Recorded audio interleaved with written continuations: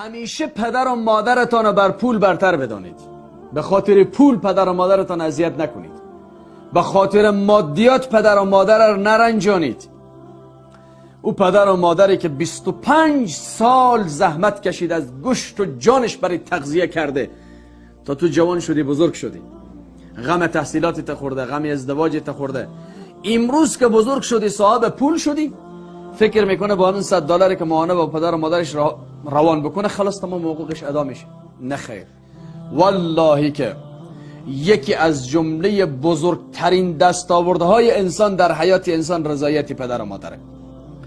هر انسانی که رضایت پدر و مادر توانست در زندگی جلب بکنه، یعنی پدر و مادر در حال از دنیا برن که از تو راضی باشن، تو انسان موفق هستی، بزرگترین دستاوردی داری در حیاتی. و یا تو در حال از دنیا بری که اونها از تو راضی باشن. این دو پول بر پدر و مادر ترجیح ندهید.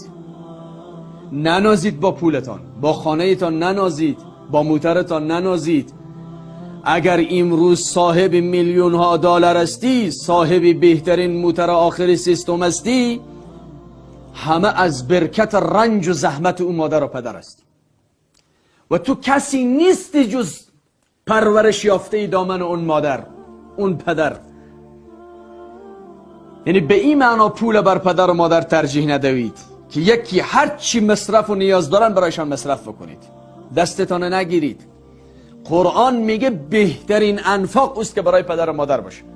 یسألونک ماذا ینفقون قل ما انفقتم من خیر فللوالدین.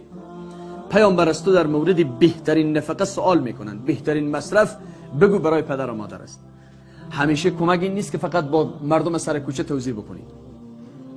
بهترین لباس برای پدر و مادر، بهترین غذا برای پدر و مادر، بهترین تخت خواب برای پدر و مادر، بهترین امکانات برای پدر و مادر، در بهترین شفاخانه تداوی کردن پدر و مادر، چون مستحق ترین افراد برای تو اونها هستن.